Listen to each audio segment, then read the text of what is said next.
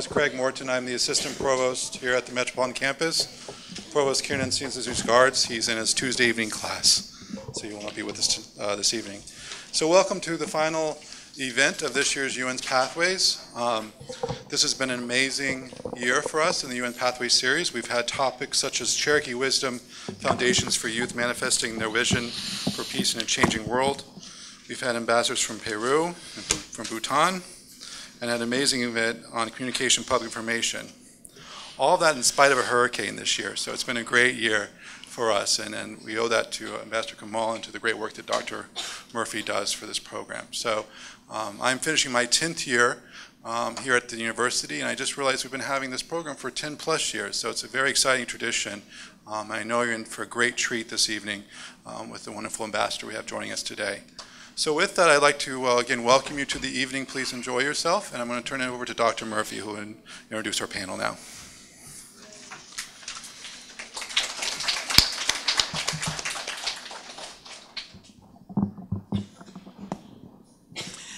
I'm going to have to stand up on my tippy toes because I can't get it low enough. Good evening, everyone. It's a pleasure to see so many of our students here. I know that you're in the midst of preparing for exams, but who would want to miss hearing about Madagascar, the island of mystery and promise? I think this is going to be an exciting evening because so few of us know much of anything about the island of Madagascar.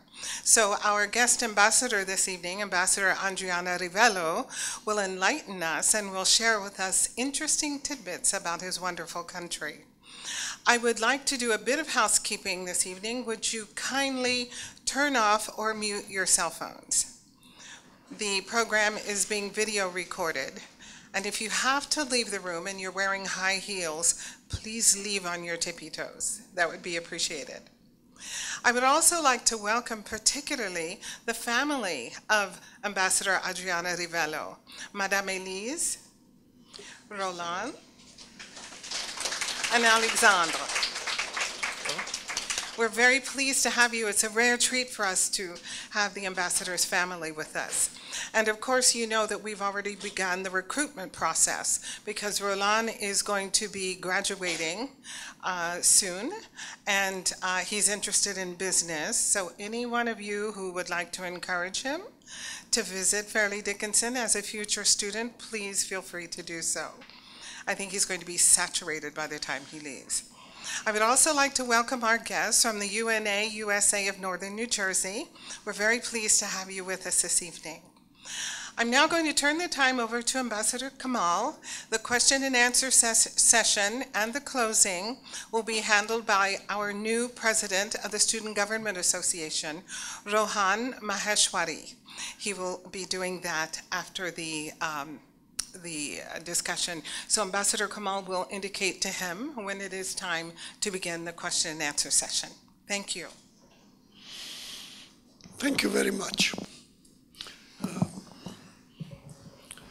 Ambassador Andrianarivelo, it's a pleasure to have you here at Fairleigh Dickinson, and welcome to you, to Madame Andrianarivelo, and to Roland and Alexandre.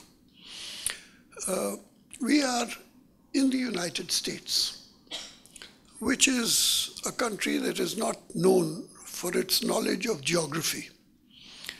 And so you will forgive us if most of us do not know what or who or where is Madagascar. The only country with an M that we know is Mexico, because it's next door. But all the others, Madagascar, Mauritius, Mongolia, Malawi, all these are jumbled up in our minds. And so you have to walk us through the uniqueness of Madagascar. I am one of the lucky people here, along with at least one other person in this room, who has been to Madagascar and who has had the opportunity of knowing firsthand the extreme hospitality of its people and the total uniqueness of the countryside, the flora and the fauna, the uniqueness of the flowers, the birds, the animals. And so the question that I would like to ask you is, tell us a bit about that uniqueness. But before that, how did you become so unique? Why is it that you have a number of birds and animals which are unique to Madagascar, which you don't find anywhere else? How did you manage to evolve in this fashion, in this unique fashion, as an island of extreme beauty and uniqueness? The floor is yours. Thank you, Ambassador Kamal. Good evening, everybody. I'd like to first to thank all of you for coming, and also I'd like to commend Dr. Joan Murphy, who was in touch with me along with Ambassador Kamal, and they managed to convince me to come here. And actually, we don't live not that far at all from here. We live in Fort Lee. You talked about uniqueness. Let me start by telling you a story that I've lived in. Actually, a question that I was asked when I studied in Indiana. Actually, I prepared my MBA with the Hoosiers in Indiana, in a small city called Muncie. Some of you might have heard about it. Muncie, Indiana is known to be the typical American middle town in America. While I was over there, I was asked several times where I was from. And then I kept on saying Madagascar, Madagascar. Some people are very polite. They didn't know where that was, but they say, oh yes, it's really, really, And then one day a lady asked me, where are you from? I said, from Madagascar. And then she told me, your dad's car? I said, what? Yeah, she thought that I said my dad's car. But this is to say that I was very surprised that Madagascar is not that known here because of the all the wealth of means that people, especially students, have in America to learn. But in a way, this is a story that I've lived. So, where Madagascar? What's the most important about Madagascar? First of all, it's the fourth largest island on Earth. It's as big as the state of Texas, and it's between South Africa and Mauritius in the Indian Ocean. It's about 230,000 square miles. There are 22 million people living over there. There are 18 tribes, and we have the great privilege to have one and only one language. Wherever we are in the country, with some regional accent, we can talk to each other, which is not always the case in some African countries, whereby in the same country people have to speak either English to each other in understand to communicate with each other. But Madagascar would say it's blessed. One of the reasons why Madagascar is unique is that we used to belong to a much, much larger continent that used to be called the Gondwana. That included India, Africa, and part of South America. And over the millions of years, it split, and for some reasons, I would say that we're blessed. Madagascar kept the most unique and rare plants and animals. We don't have wild animals over there, like tigers and elephants and lions, no. But we do have those lemurs, those famous lemurs, as you might be aware of. And we have about 15,000 species of plants, and more than 80% of these plants are endemic, which means that it's only in Madagascar that you can find that. And we do have around 1,000 species of orchids. And among other rare and special plants we have the periwinkle. That's used to fight cancer, and that's used by Eli Lilly, among other companies, which is based in Indianapolis, for the medicines to fight cancer. What else we have in Madagascar? We have some very semi-precious and precious stones, like sapphires, and we have some very key and unique type of sapphires. Besides that, Madagascar also is a perfect home for ecotourism, because we have a lot of rainforests. We do have some nice beaches. Please come and join us to Madagascar for your next holidays. And we are deep down in our culture, in our education. We are very peaceful, and we like to welcome, the foreigners. And in this regard, later on, I'd like to introduce and ask Anne here, who spent 2 years as a Peace Corps volunteer in Madagascar.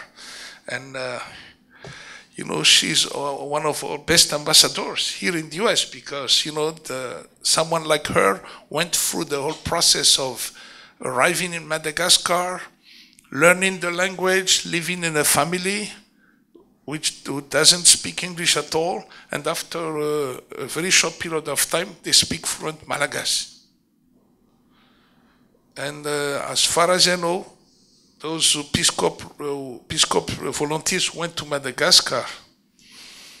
They never forget Madagascar for so many things, among other hospitality, the beauty of the country. There's so many things to discover over there. Thank you. It's quite clear that Madagascar was a part of Africa, but then at one stage you thought you'd had enough of Africa, so you separated and became an independent island in the Indian Ocean.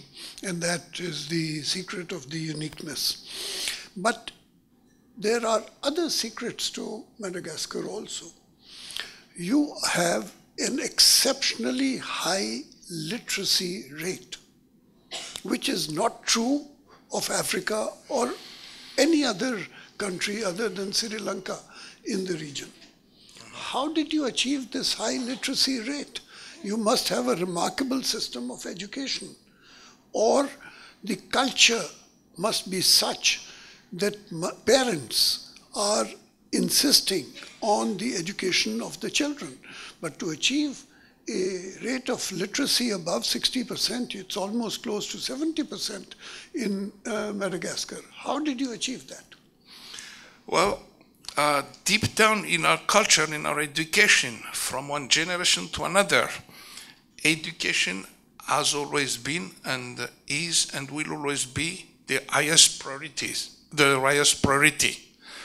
No wonder if the number of schools is very, very high in Madagascar, and the value of education is, as I said, is very highly, as a high priority. To tell you that many, even in the far remote countries in the country, the villagers don't even hesitate to sell their rice fields or their lands to send kids at school. But is education free or is it paid for? It's free. I think Fairleigh Dickinson University should note that. Yes. You have professors sitting here. I want to know a bit more about the culture, because you said that you have a common language, but earlier you said that we have 80 different tribes. So you have a tribal structure which is very diverse, but a linguistic structure which is very unified. Now that is strange, because in most countries, language follows tribal patterns. How do you have different ethnicities but a single language in Madagascar? Our great chance is that we live in an island. And Madagascar is the crossroad of many, many cultures. Actually, we like to claim that we're the bridge between Africa and Asia, which is true. And so that in our native language, there's a mixture of Arabic language for the name of the days and the weeks and the months, some African words coming from the the Swahili, especially for the animals, and also there are many words coming from the Malayo-Polynesian languages. So it's very special. It's a mixture of language that over the centuries we managed to I would say that to make it to improve. But where did you get the Arabic from? Because at one stage, Oman was all the way in East Africa, was ruling Zanzibar and Tanzania. But as far as I know, the Kingdom of Oman never was in Madagascar. So how did you pick up Arabic in Madagascar? Well, the island of Zanzibar is not too far from Madagascar at all.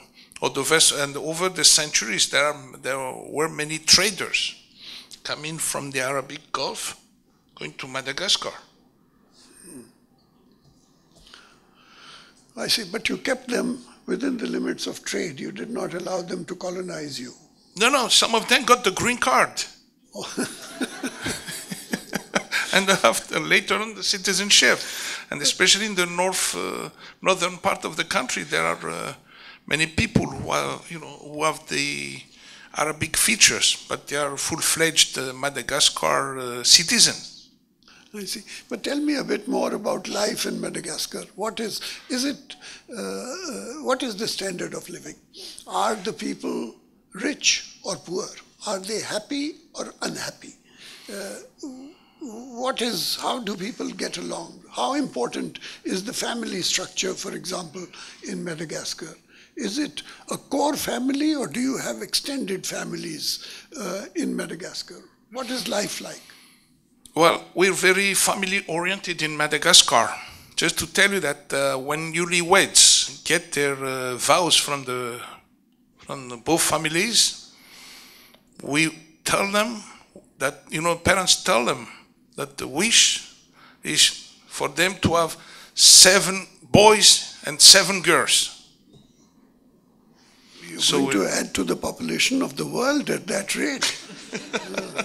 14 children per couple, that's not a... So it's a wish, but reality is, something else. But just to tell you, this is to tell you that we're very family-oriented, in terms of family solidarity and family customs. We're very, close to each other. But you and your wife are not very successful then, because you only have 2 children instead of 14. Because we spend too much time working. But other than family life, what is the standard of living? What do you eat? What do you do the whole day? Mm-hmm. What I can tell you that there is no need for McDonald's and those fast food in Madagascar, because we have time at lunchtime to go back home, have lunch, settle down, take a nap, and then come back to work.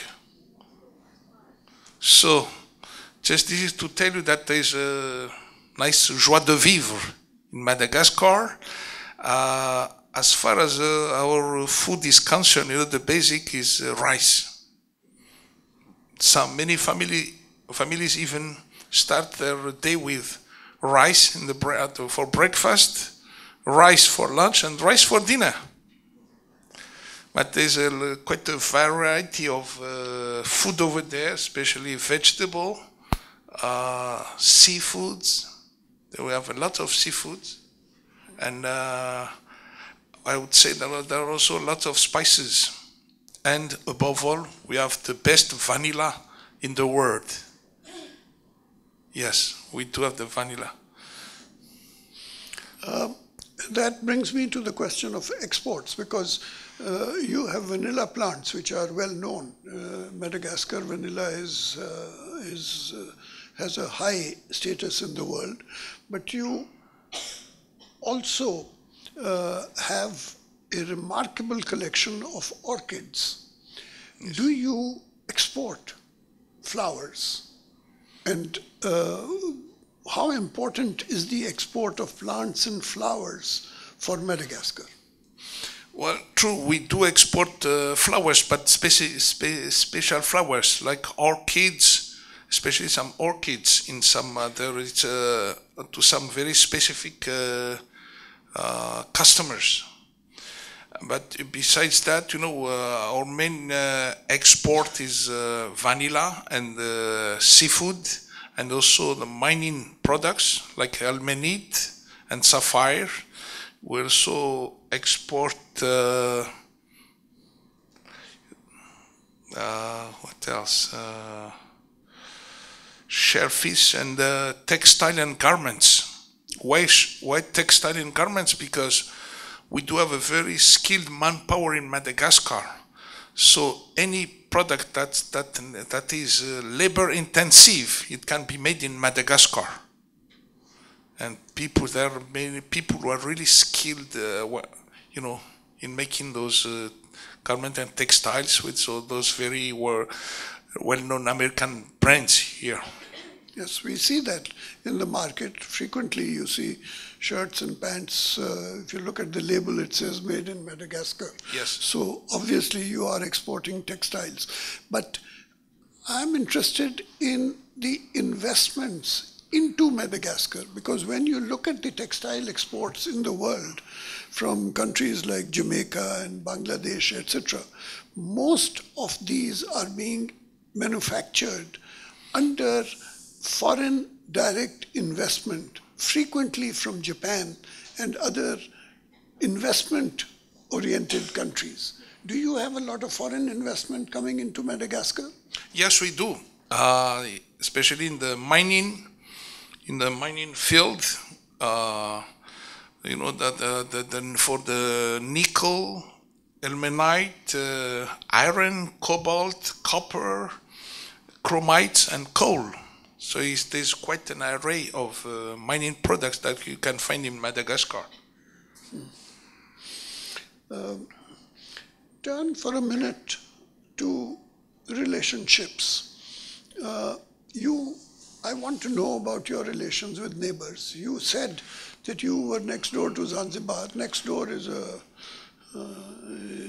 talking in terms of quite long distances, and on the other side you have Mauritius. And then you said that you have picked up some things from South Africa. So what are your relationships with your neighbors? Well, we do believe in the advantages of the regional and economic integration. That's why, among other membership, we belong to the Indian Ocean Commission, we belong to the SADC, we also belong to the COMESA. Why the Indian Ocean Commission? You might know that there are a small number of islands that belong to that commission. We have the Madagascar, the Seychelles, Mauritius, the Comoros, and the French island called La Réunion. So we share some common history. Over the centuries, there are many people from Madagascar who were taken in brackets in those countries, And so we have some common ground, and we think that we can work together and work on a win-win basis. On a much extended scale, we joined the SADC. That's why we're very close to South Africa, in the economic-wise and also in terms of tourism. And when you talk about SADC, there's a number of countries, South African, Southern African countries that belong to SADC, and we also belong to the COMESA. And within the COMESA, there's a free flow of merchandises. We don't have to pay when you export merchandise or goods. There's no custom duties. I noticed that you are a member of a lot of organizations, and that among them you have not mentioned the African Union. Yes. And I don't want to embarrass you, but you might like to tell us yourself why you are not a member of the African Union. Yes, we are. Okay. Actually, we were one of the founding members of the African Unions. And for information, the African Union was founded 50 years ago, and this year we're going to celebrate it here in New York within the African group. But you've had your ups and downs with the African Union, no? No, we've always, as a founding members, always been very active, and we still are. Because on the other end of Africa, you have Morocco, which is not in the African Union, even though it's in Africa. And so the African Union has likes and dislikes. Well, Morocco used to used to be a member of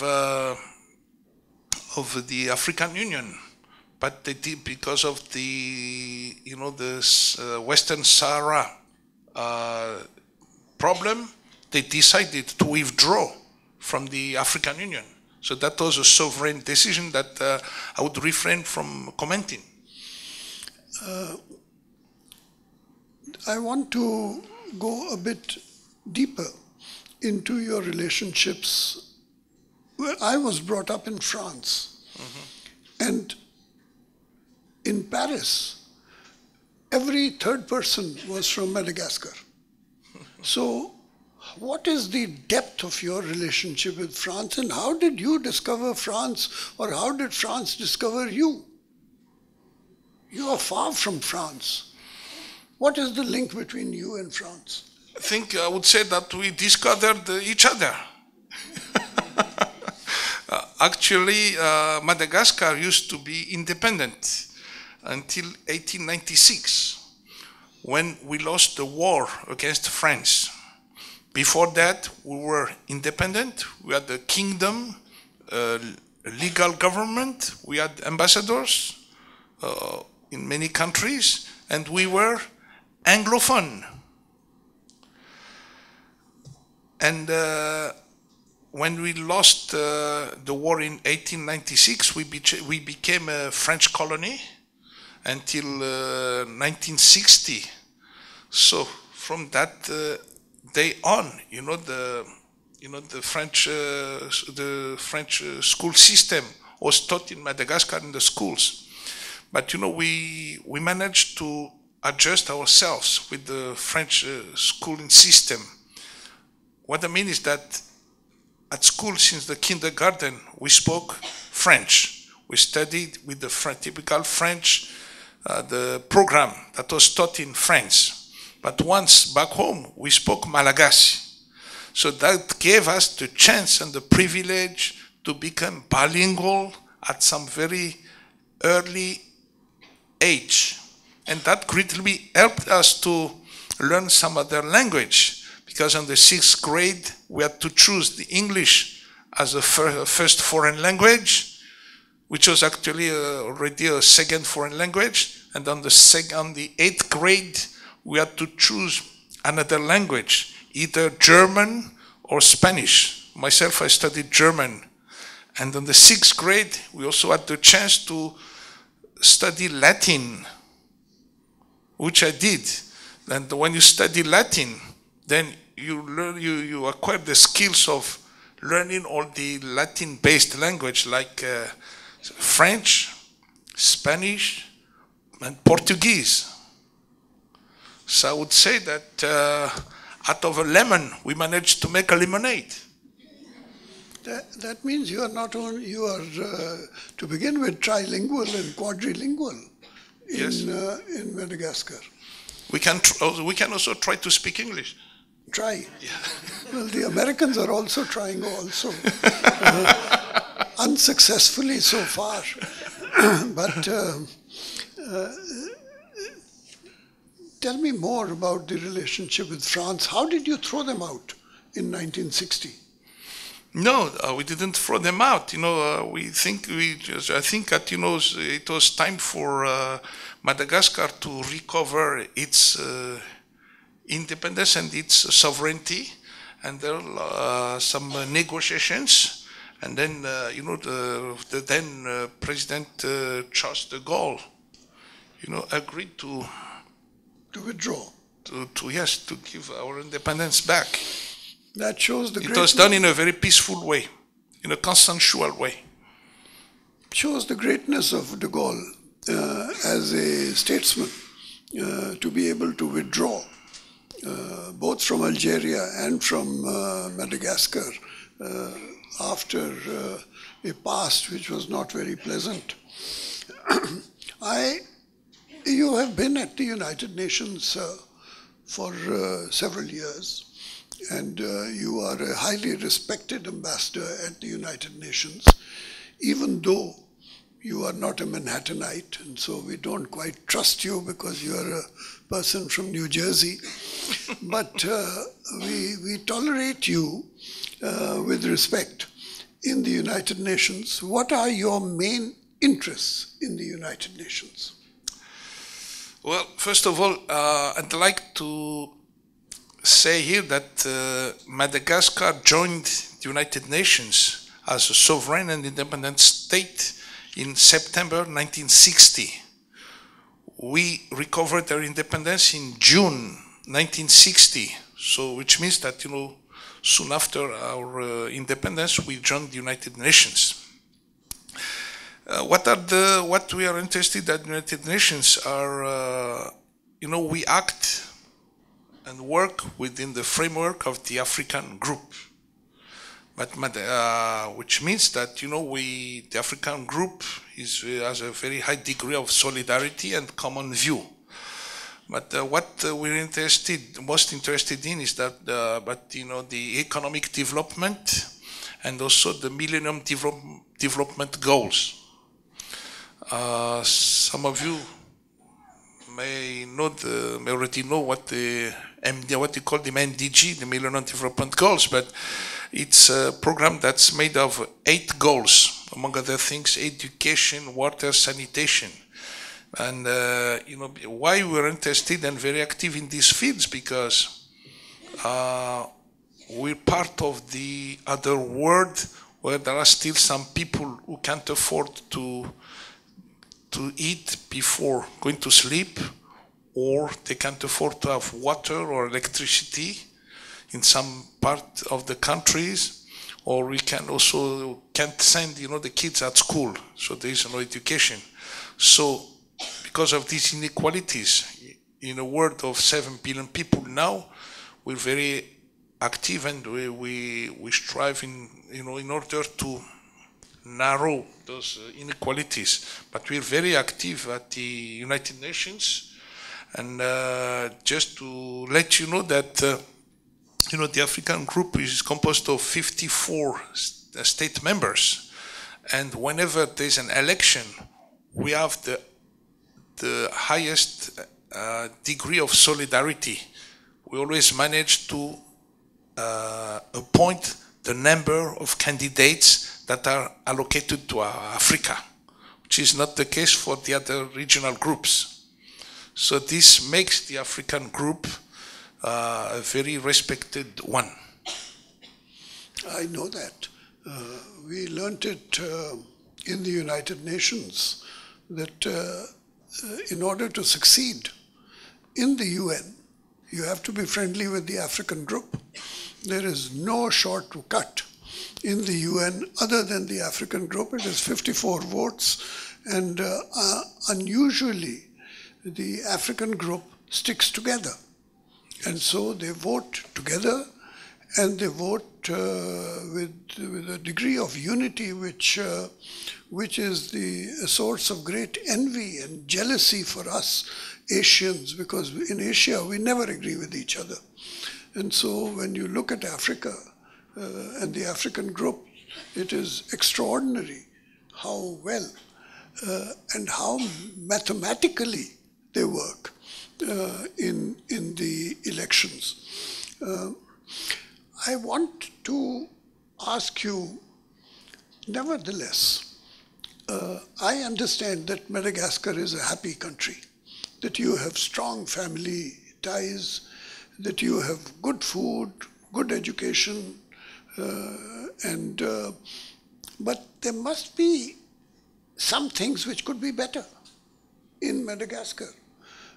You are lucky, for example, as far as I know, you have not had the type of security problems that other countries have had in the world. I come from Pakistan, which is constantly in a mess where security is concerned. Next door to us is Afghanistan, which is in an even bigger mess. So the Asian region has a vast number of security problems with a fallout which comes as far as the United States. I mean, we know how a problem in Chechnya can reach Boston last week. How has Madagascar escaped these problems of security totally? Well, first of all, as I said, we're really blessed by being an island. So, first of all, that's one thing. The second thing is that when there's a problem, deep down in our culture, in our customs, we always try to find a compromise.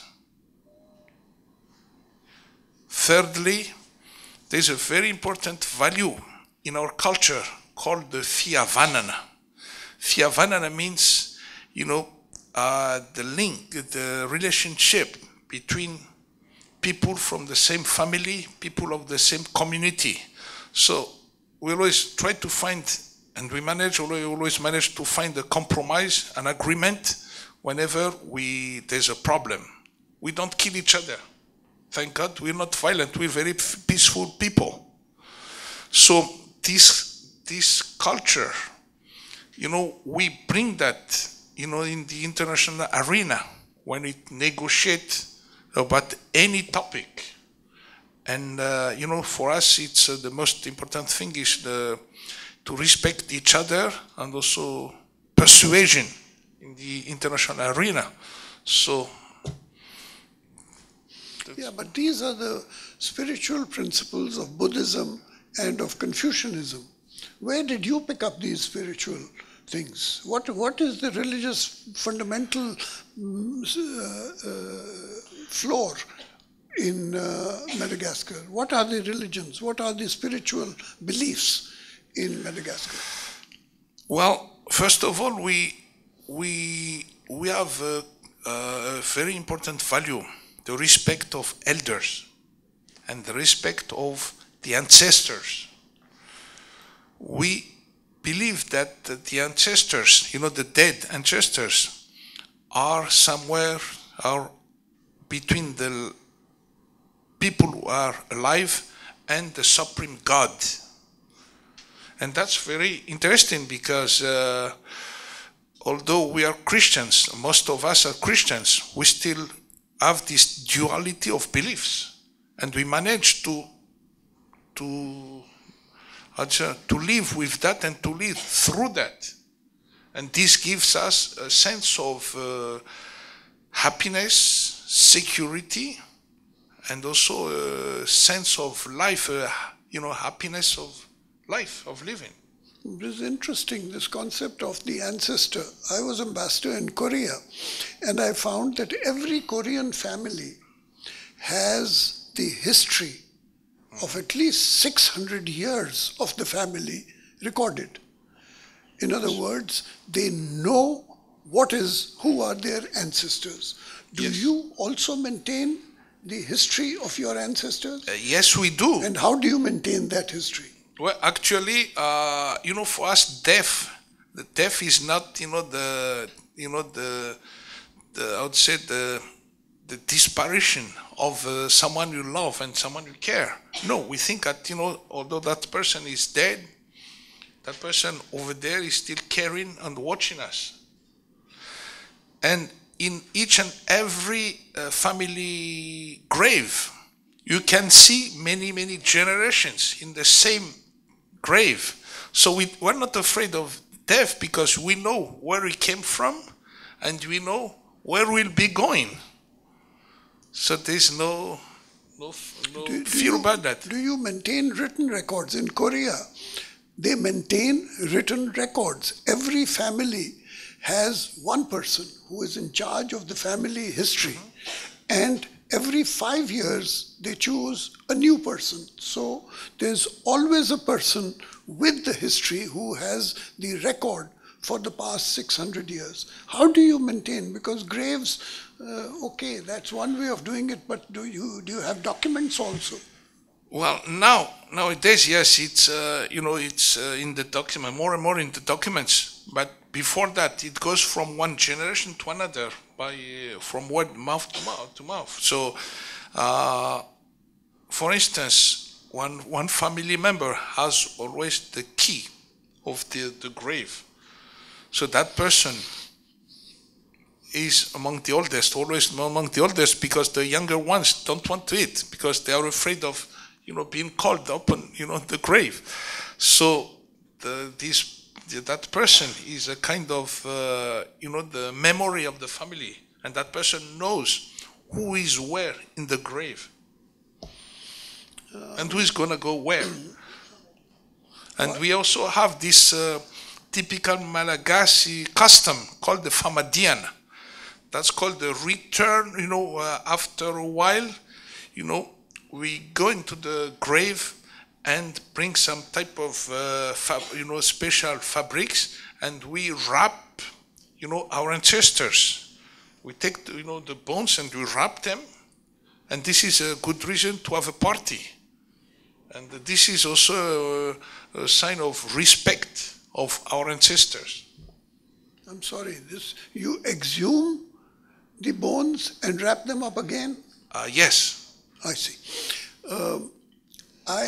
One of the people in the audience is a professor of women's studies at Fairleigh Dickinson, and I want to know a bit more about how you treat women in Madagascar, because most of us are patriarchal societies in Yes. which women are treated as basically as objects or as inferior creatures. How do you treat women in Madagascar, in your culture? I would answer by another question. How do women treat the Malagasy men? I mean, if you're asking me, I can give you the answer, because I've been married for 50 years to a woman who has been terrorizing me for 50 years. So I can understand your question. But are you also terrorized by your wife? No. But she's got a strong personality. Yeah, what I mean by my question is that women have always been very powerful and influent in Madagascar. Actually, we had 3 queens who were married to one prime minister. Say that again. 3 queens were married to one prime minister? Yeah, and the prime minister lived for a very long time until he was He had 3 85. wives? Each Yes. wife was a queen? No, not at the same time. When one passed away, and then yes. But this is to say that the matriarchal system in Madagascar is very strong, up to the point where until now, when you look at the ID card of a married woman, her maiden name is there. The name, the name of her husband doesn't have to be there, because many people, many women, once they get married, they forget about their maiden names. But in Madagascar, in the ID card, women have the right to keep their maiden names on the ID card. I want to know a bit more about finances. Do they have money? Do they have independent sources of income? Yes, if they want to, yes. What do you mean if they want to? All women want to have financial independence. Who are you to determine whether they want to or not? Well, they have the right to have their own banking accounts if they want to. And now with the high level, because of the high level of education, more and more women are highly educated. So they have more and more independence. And then, they decide whatever they want. What about the right of inheritance? Women used to be in a much inferior position, whereby they could inherit only 1/3 of the common goods. But it started 10 years ago. It's equal now. They can inherit half of the So the heritage. originally it was 2-1 and now it is 1-1. Yes. What if you were the king of Madagascar? Or if you were God? What changes would you make in Madagascar? You are hereby appointed God. Thank God. Well, I think that I would care about the happiness and also about the people who are less blessed than us, because we're in a developing country whereby a great number of people are still suffering. I think that I would give the highest priorities to the education, job, and also in terms of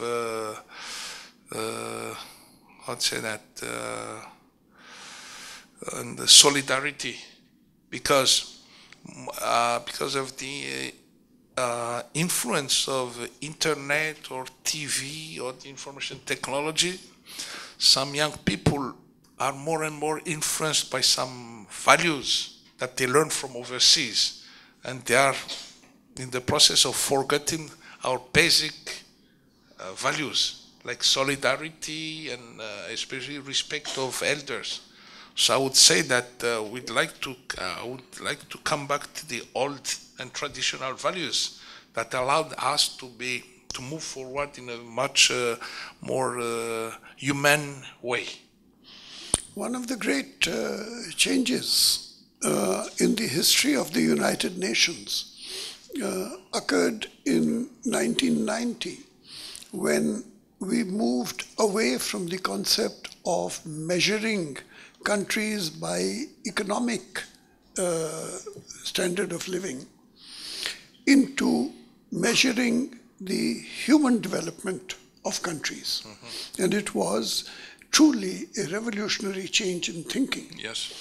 And a second revolutionary change has come now, with Bhutan coming forward and saying that we should move away even from Human Development Report into happiness index of the world. How are you reacting to this Bhutanese initiative at the United Nations that we should measure happiness as the index for different countries? I totally agree with that new concept of happiness with a capital H, because you could be wealthy but not happy.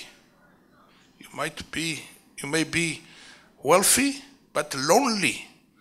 So there's something that's missing. So in terms of always focusing on mathematical criteria. I think that it's worth focusing more on the quality of life, and happiness is among the most important concept now. Yes, but if you fed me opium, I would be happy. But that is not the objective of life. In fact, if you examine the history of the world, all development has occurred because of unhappiness. You have to be unhappy in order to want to improve things. If you are happy, you may just want to relax and go to sleep. So you must not underestimate the importance of unhappiness. And I would add that, the way we could also write unhappy is that like UN and then space, happy. You could be happy thanks to the UN. Yes, I am not sure whether that would work, but I'll take your word for it. So, my question to you was, if you could make 3 changes in Madagascar, freely, you are the boss, what 3 changes would you make? 1, 2, 3. Free for the price of one, or just 3 different criteria? 3 different changes that you can make. First of all, fight against pollution, and also, the weather changes, climate changes. Fight against illegal logging, because it's really a scourge, because there are some people who live around the rainforest, and the only way they have to survive is do some illegal logging, and through the slash and burn. So we have to, we should find some ways and means to help them find some other ways of earning their lives. Okay, that's true. And also in terms of peace among all the population. But you already have it. Peaceful respect and tolerance. But you have it in Madagascar already. We do have it, but we want to go to the higher degree. Okay, but come back to pollution. What is creating pollution in Madagascar? It's mainly, the gas oil that's used by the cars and the trucks in the You don't in have the that cities. many trucks. I mean, it's not like New York. Yes, but there's no clear regulation that prevents the cars in with diesel engines from not using the polluting gas oil, and this is the reason of so many diseases and problems. If you are in Tana, in the capital, do you smell Yes. The fumes of the cars? Yes, we do. Unfortunately, yes. But you are a very large country. Well, of course, I'm talking about, what we can find in the cities. But in the countryside, thank God, it's very clean and very quiet and peaceful. One of the things that is worrying us in many places in the UN is the consequences of urbanization. Because as cities get larger, cities like Manila and Mexico City and others, it creates enormous problems, among others pollution, but also security problems, also problems of water and sewage, etc. Do you have problems like that in Tana? Yes, we do. Like in many big countries, big cities in many countries, we do have people who leave the countryside in the hope to find some jobs in the cities. They are not educated. They don't have the professional skills. And once they are there, they end up being, they're trying to survive, and that's one of the reasons of the, the increasing degree of lack of security. I know that the country is very beautiful. Are the women beautiful in Madagascar also? Can I look at my wife? Yes, I would say yes. That's a I would wise, humbly say hi, yes. wise reply. What is the opinion of your two sons about the women in Madagascar? Stand up, say. Straight yes. No hesitation. I'm going to open the floor for questions and hand it over to our friend to organize the question and answers. Good evening, ladies and gentlemen. On behalf of the students of Farid Dickinson University, I would like to thank the Office of Global Learning, His Excellency, the Ambassador of Madagascar, Andrianarivelo, and His Excellency, the Ambassador Kamal, for giving us a very informative presentation on the exotic and mysterious island of Madagascar. I think that after getting the information about the treasures of Madagascar, the flora, the fauna, the culture, and the food, I'm definitely adding it to my bucket list of countries to visit. So you have sold me. I would like to open the floor to any questions that the students or faculty have for the ambassador.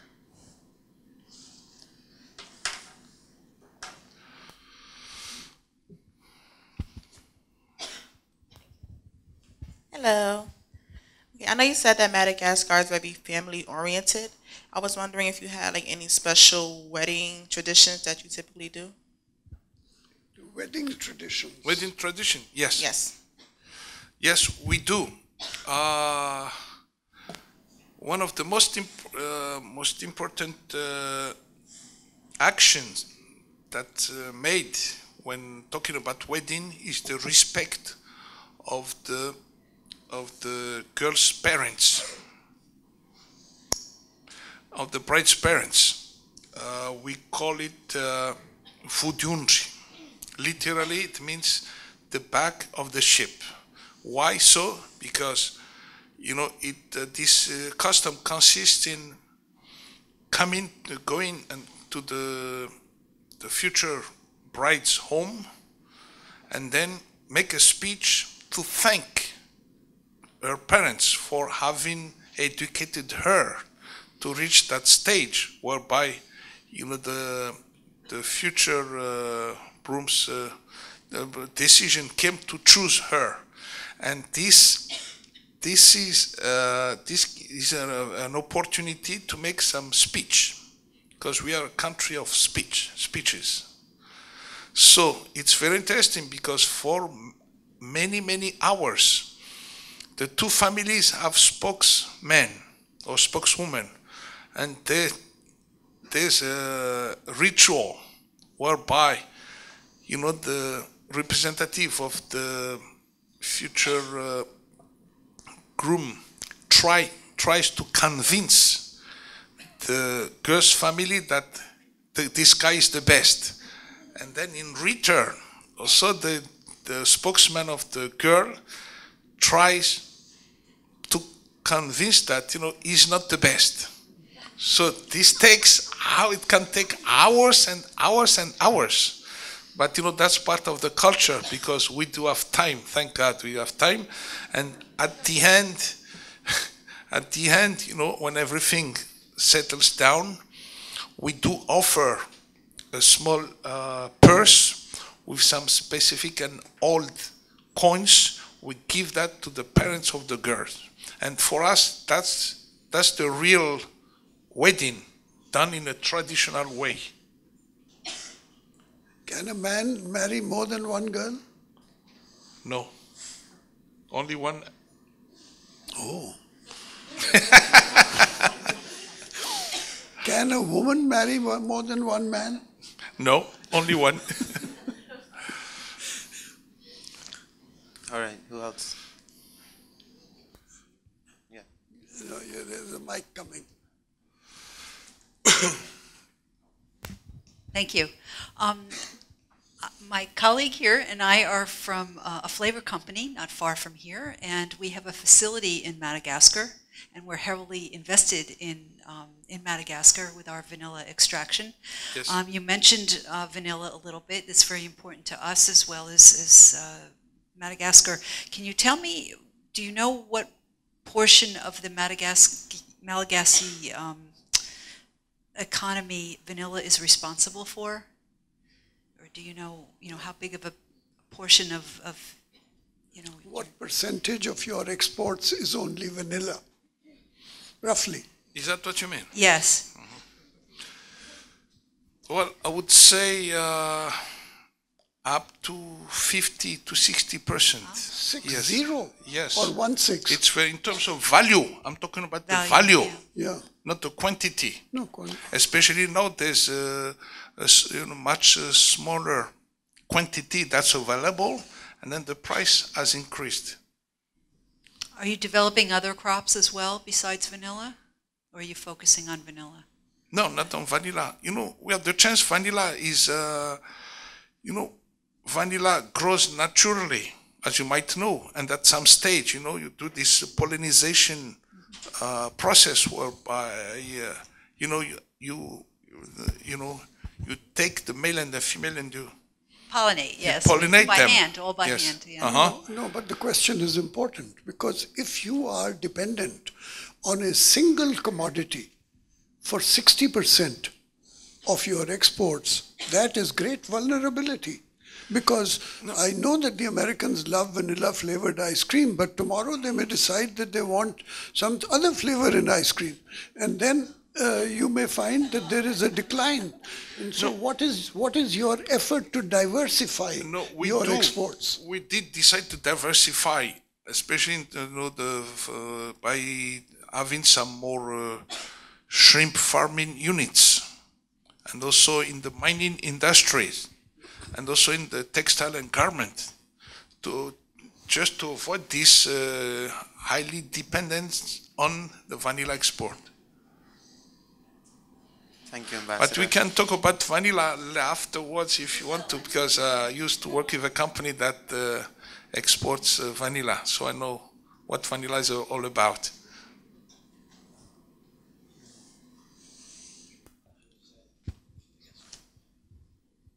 Ambassador, you were asked earlier about, women's role within society in Madagascar. And from your response, obviously, legal principles are in place. You mentioned like the maiden name, inheritance, being able to open a bank account. But often, I guess, legal principles aren't always a reflection of reality or cultural principles. So would you say, based on cultural principles, how would you describe the role of women? Are they oftentimes more dependent on their spouses? Are they holding, like, say, what percentage of jobs do they hold in Madagascar and things like that? That's an interesting question. And I'm also worried about that question. I understand that women can open a bank account, and I understand that women have rights of inheritance. But in actual implementation, are women actually opening independent bank accounts? Or do they only have the right but are not exercising that right because their spouses or their fathers are telling them what to do? Are men governing women, or are women truly independent? Well, in the cities, women are really independent now, especially if they have a high degree, a certain degree of education. And we also realize that, women are, more and more women are involved in the business fields. And, they are very, very active. Actually, I belong to the Rotary Club. I've been a Rotarian for the past 25 years. And when I joined the Rotary Club, women were not allowed to join the Rotary clubs. But as of today, there are many, many women who are Rotarians in Madagascar. So this is one sign among others that women are more and more involved and also very well empowered. in Madagascar. And, you know, another thing is that, you know, the women power and influence is done in a very subtle and efficient way in our society, in our country. They always smile, but, you know, there's many iron ladies.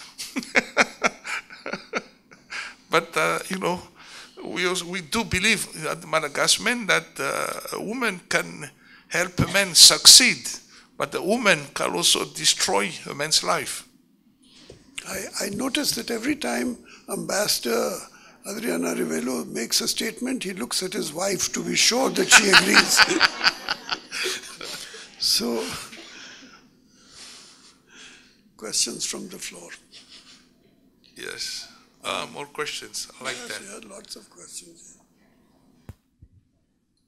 Are you giving it to me? Since you're an island, I'm wondering if global warming is a particular issue for your country.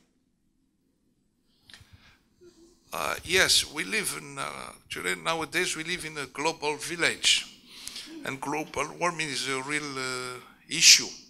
And thank God in Madagascar, it started a few years ago, we started to grow lots of trees, because thanks to that we now can sell some carbon credits. So that's part of a contribution for the world fight against global warming. But in response to your question, the reason why island states are particularly interested in global warming is because most island states are not high. And some of them, like the islands in the South Pacific or in the Indian Ocean, have a total height of only 3 feet. And so if the sea level rises, the islands disappear. Tuvalu will disappear totally. But Madagascar is lucky because it has high mountains.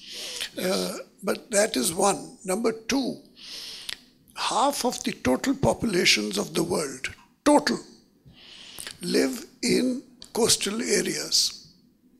And so if sea level rises, half of the population of the world is going to be displaced. And that's why global warming is of great interest to all of us. Yes. Because as the ice caps melt, it is inevitable that sea level will rise. And so sea level rising means people like me, I live in an island, I'm in Roosevelt Island, I will have to start swimming to New Jersey. But that's the point of my question. Yes, yes. It's absolutely legitimate. Now, Madagascar is more worried about pollution than it is about sea level rise. Questions? Hi. Do you think foreign investment will be an impact on Madagascar? Why or why not? And what sectors do you think will be an impact? Foreign investment, do you want it? Why not? Yes, we do. We more than welcome foreign direct investments because we do believe in win-win relationship in terms of as far as, investments are concerned. That's why, among other things, we do have some special regulations on the export processing zones, whereby there are some very interesting and very advantageous, tax exemptions, because we do have a manpower that's looking for jobs, and that manpower, as I said earlier, it can be is naturally skilled and can be trained very quickly. And that's why there are many foreign companies who are settling in Madagascar in the textile and garment businesses, in the mining businesses, in the jewelry businesses. But in response also to the young lady's question about global warming, one of the major problems in Madagascar, as far as I know, and you must correct me if I'm wrong, is that climate change is creating very intensive cyclones in Madagascar, and they are losing a lot of money and energy because of the intensity and frequency of cyclones in Madagascar, which has changed over the years. And so global warming is not just about, or climate change is not about global warming. It's also about the change in weather patterns. Some people are getting too many cyclones and others are becoming desertified as a result. And so it's a major problem for all of us. Yes. Questions from the floor? Another question? Yes, there. I know you said that a large amount of the economy comes from labor. I think you said skilled labor for things like t-shirts especially. Are there issues when it comes to things like labor rights for the people who do create those things like child labor laws, unions, things like that? Are those put in place, or is that a problem in the country? Good question. I would like to add a supplementary. The question is, do you have sweatshops? I'm interpreting the question. Do you have child labor? Are you good people or bad people in Madagascar? That Fundamentally, we're good people. No sweatshops? Excuse me? Sweatshops. There are some sweatshops, but you know. Then how can you be good people? Well, but we're doing our best, to avoid that. What is the wage structure? We have a minimum wage in Madagascar. And it is implemented? Normally, it should be implemented. No, not but there's should be. There's an we have to Should be understand. has no meaning. Yeah, Is but it we have to implemented? understand that there's an informal sector in the economy that allows people to survive, and they are not always, officially declared as entrepreneurs, but that's a reality. But the best test of whether people are earning enough is if they are eating enough. Are people eating enough in Madagascar? A great majority. No starvation. In some part of the country, yes, unfortunately. Over to a question from the floor. I would like to add one question. You said Madagascar places a lot of importance on education. What tips would you have for the students of Farid Dickinson University on the importance of education, and especially global education? Let me add a supplementary. The question is that this university has a vision of global education, in other words, of education in which you learn about the whole world and not just about yourself on a small table. And so, what are your views about global education, and what can you say to all these people in front of you who are at this university because they believe in global education? Well, first of all, I think that teaching students training students to think in terms of belonging to a global village is very important. And in this regard, the use of information technology is very, very important. We, as a developing country, we used to be, I would say, we used to not to be aware of what's going on in the world. But because of two recent connections of the cables that allow us to have internet, students have now a much higher degree of access to knowledge and information, and that's I would say a great revolution.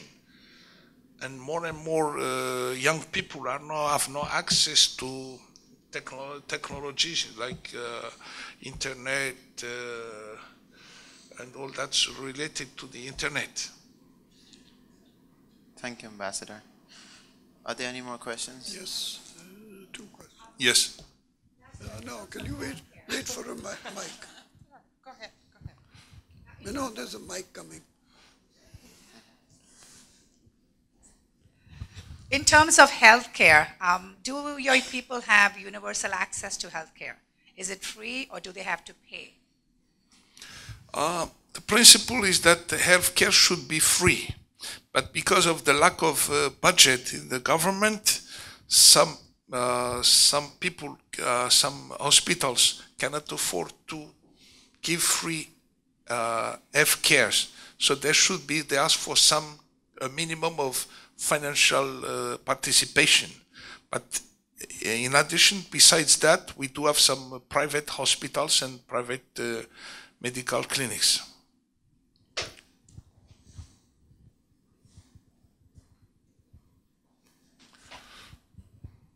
I'm really delighted to see the level of interest and discussion. I Yes. tried 3 times to get a question to you. This will be the last question for the evening, and my question is in 2 parts. I'd like to hear more about the employment opportunities for young people in your country, and do you face the brain drain that is very frequent in many African and other developing countries, and how do you deal with it? Thanks. Well, as a developing countries, we do realize that we don't need, there's a need of adjustment between the training that the young people get at universities and what the market needs.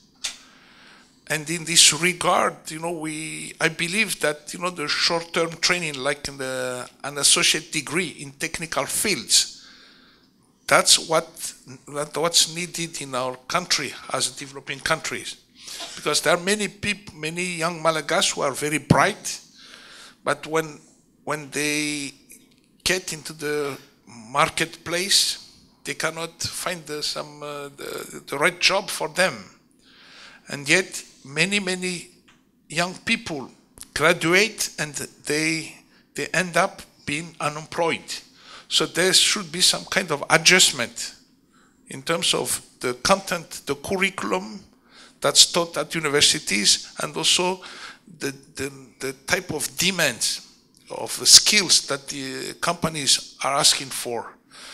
And there are more and more foreign companies who are also doing some outsourcing in Madagascar now, because there are some very highly skilled people, especially in the information technology, and we have a comparative advantage in terms of salaries.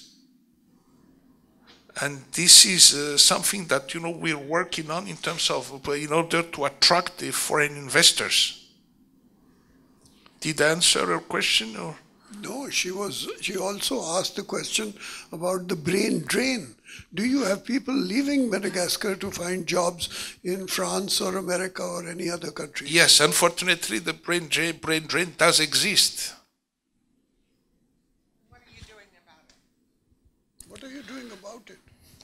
Well, it's a matter of personal decision, so it's very hard. Our wish is to keep them at home, but nowadays you can live in Timbuktu or in some other islands and use your computer and then work for the country. Nowadays there's no, I would say, there's no border now. But as far as I'm talking about some fields, but how to keep those bright people from leaving? I would say that the supply of jobs doesn't always meet, is not enough for the skilled people.